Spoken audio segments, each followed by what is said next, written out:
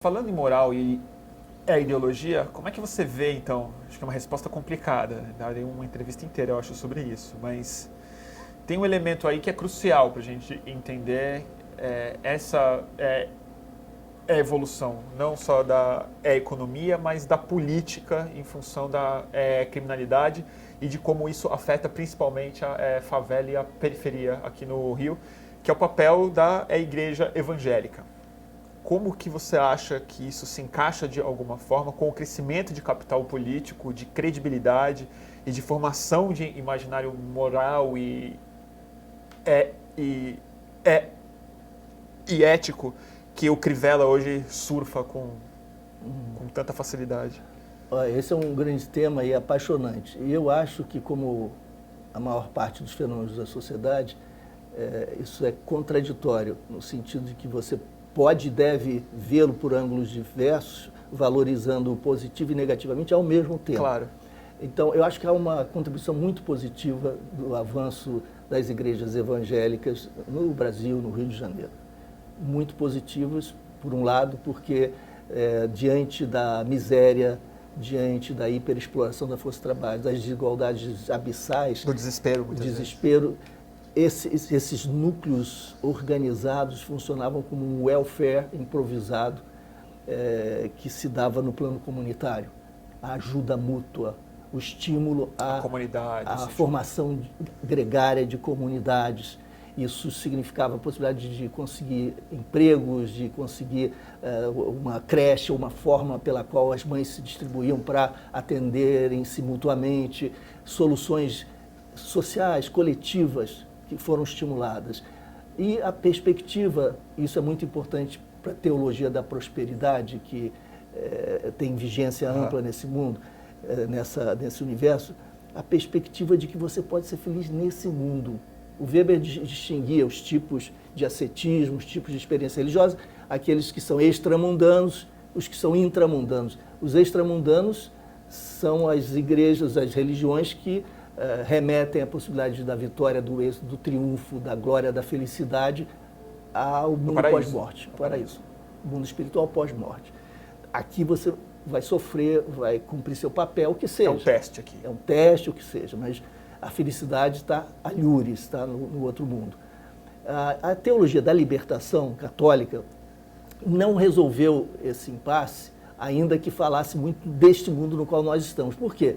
Porque dizia assim, não, nós podemos ter a felicidade nesse mundo, mas com uma transformação social muito profunda, que não será para a sua geração. E essa é a aprovação. Essa é a aprovação. Você não pode ser feliz sozinho, não deve. Mas a Via Crucis é política, ela não é mais espiritual política. Mas é política. O fato é que, entretanto, mesmo sendo intramundana a felicidade possível... O paraíso é para o futuro. É para o futuro. E o futuro é também o outro mundo. É aquele que você não alcança, no qual você vai estar morto.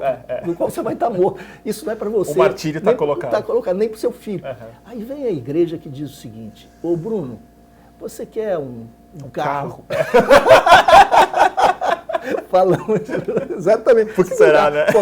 Não é pecado, Bruno. Você pode ter, pode desejar, pode ambicionar, isso pode funcionar. E Deus vai dar para você. Deus vai te ajudar. Vai te dar, Você tem que parar de beber. Também algumas coisas interessantes na ética ética do trabalho, do capitalismo, né?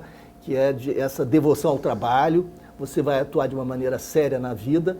Pode prosperar, você pode prosperar, sua família também, vocês podem ter empregos, vocês podem cobiçar, ambicionar bens materiais, aquilo que você já não... Isso não é pecado, e é possível, e essa felicidade você tem direito de fruir, e Deus te dá agora. Isso é interessantíssimo, né? Porque ela dialoga exatamente com o tipo de política de esquerda que o Lula propôs para o Brasil. Aí também. Você matou a pau, exatamente. Porque você junta a ascensão nacional do consumo com uma teologia que encaixa perfeitamente. Bom, você concluiu, eu escrevi sobre isso, com essa conclusão você antecipou exatamente isso. Tem aquilo que a gente chama na sociologia de estrutura de plausibilidade. É uma crença que encontra respaldo na experiência cotidiana, tal como você a interpreta. Total. Tem redução da desigualdade, acesso a consumo, empoderamento dos de baixo.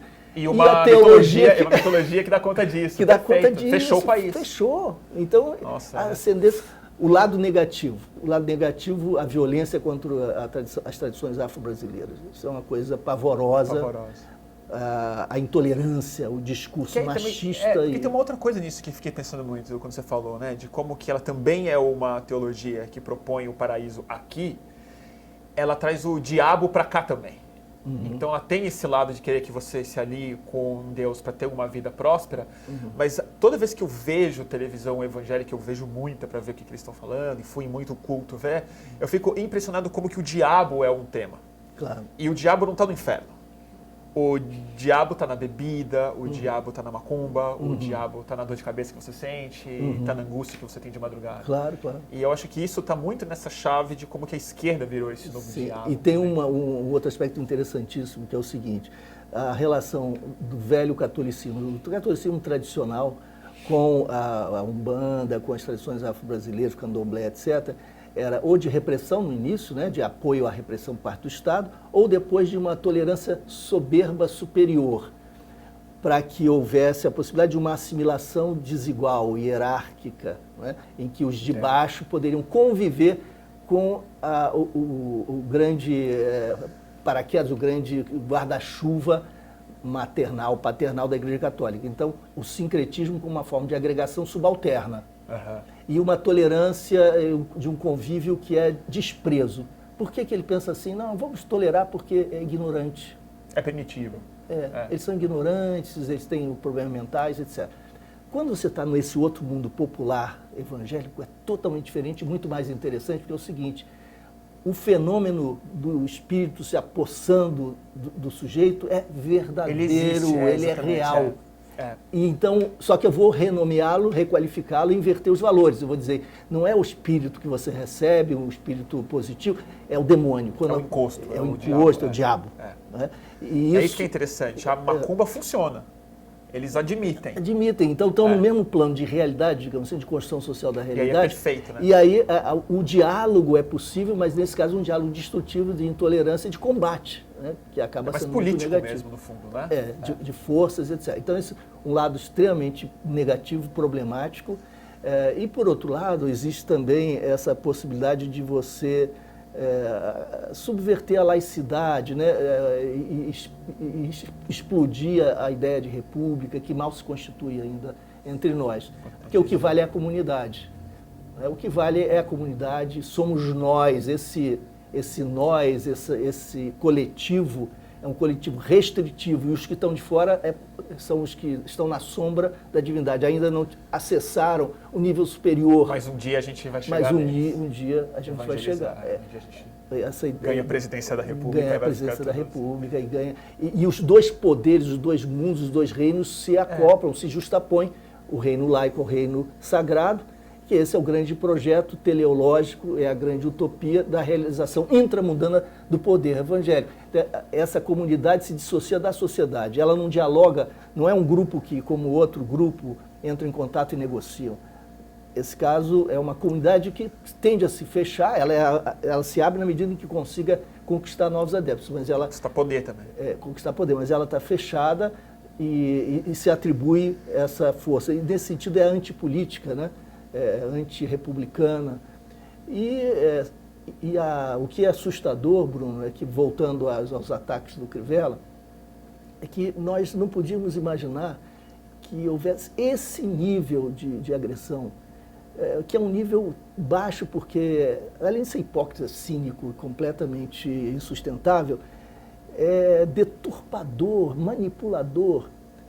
Você dizer que o sujeito foi demitido porque proteger bandido foi a coisa mais fácil do mundo. Eu, na minha defesa, no meu vídeo, levantei o jornal, que eu tenho guardado até a capa do Globo. Luiz Eduardo Cai, depois ou após denunciar a banda. Pô, todo mundo sabe dessa história, que é o contrário do que eles estão dizendo. Não dá para reescrever a história, reinventar a história assim. Todo mundo, mas todo mundo nada, né? Ninguém, né? Esse é o problema. Claro, isso é bobagem. O que eu fiquei pensando é que acho que aí tem uma distinção que é muito difícil de fazer, ainda mais numa campanha, sem cair no rótulo de preconceito contra os evangélicos, porque assim, a gente analisou bem o que você apontou como lado positivo, analisou bem alguma coisa que você também apontou como um lado perigoso, um lado ruim do avanço evangélico, mas tem uma outra coisa que é uma distinção muito crucial, que aí sim vem a questão do poder político mesmo. Que quem está avançando essa teologia, quem está encarando, quem está manipulando essa teologia em cima da política, em cima das comunidades e tudo mais, tem uma distinção entre o que é o pastor e o que é o crente. O que é a instituição das igrejas neopentecostais e o que é a comunidade que se forma em função de uma ideia. E a Igreja Universal do Reino de Deus talvez seja o exemplo mais bem acabado, provado por muitas formas, a gente sabe disso, de que eles têm uma consciência comercial do que eles estão fazendo, não uma consciência teológica. Quer dizer, é um projeto, antes de mais nada, financeiro, político, muito consciente, de décadas, fazendo isso. Por que você acha que a gente não conseguiu, ou é tão difícil, a gente não conseguiu comunicar tão bem essa distinção entre o evangélico e o aproveitador do evangélico? Entre o projeto político de um grupo que só é teológico na medida que interessa ele ser, ou ele fica mais progressista quando interessa ser, e a massa de pessoas que no Brasil cresce como crentes, como evangélicos. Algumas hipóteses. Nós acabamos, quer dizer, nós, os que não estão nesse mundo e o veem criticamente, e até de uma maneira unilateral, que não é a minha visão, essa turma tende a ver com preconceito e tende a estigmatizar esse universo evangélico. É que são duas coisas diferentes, né? Um é o evangélico, outro é o pastor. Pois é. Eu sempre digo isso. O meu problema não é com o crente. O meu problema é com o bispo, não é? É como o PT. Você tem problemas com o PT, mas os que votam pelo PT, a grande massa popular brasileira que acreditava nas possibilidades de mais democracia e de redução de desigualdade, não tem nada a ver com a corrupção que fulano ou Beltrano tenha cometido. Mas você vê a generalização contra o PT, acaba também estigmatizando todo esse universo. O mesmo acontece com os evangélicos. As pessoas falam de uma maneira generalista, homogeneizando uma realidade. Retomando a nossa gravação, deu uma pequena falha que acabou o espaço, mas com a palavra, Luiz Eduardo Soares. Eu dizia que, de certa maneira, os preconceitos que generalizam críticas para o universo evangélico são, claro, por serem preconceitos, são injustos, misturam o que não deve estar misturado, não reconhece, os preconceitos não reconhecem a imensa diversidade que há também nesse universo, tem grupos que são politizados de outra maneira, etc. E a gente não pode homogeneizar. E isso serve àqueles que têm interesse justamente em manter o seu rebanho com perspectivas políticas e manipuladoras, porque eles todos se sentem agredidos. Claro. E quando você tem um rival externo, você nada como uma perseguição para uma igreja se unir, se consolidar, e a identidade se reforça pelos nossos preconceitos, a falta de diálogo. O preconceito impede um diálogo mais transversal. E depois a gente deve pensar isso na história, a gente deve pensar isso, Bruno, eu acho, como um processo.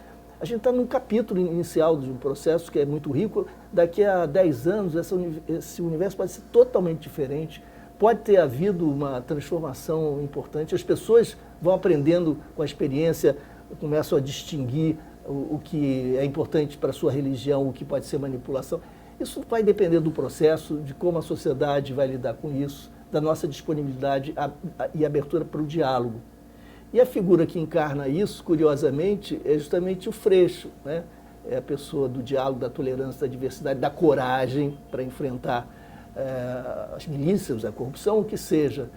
E nós estamos, nesse momento, vendo como, para atacar essas virtudes, é preciso recorrer à mentira, à falta completa de qualquer critério. E se o Crivella é capaz de fazer isso na campanha, o que ele não fará no poder para manter-se lá e para expandi-lo?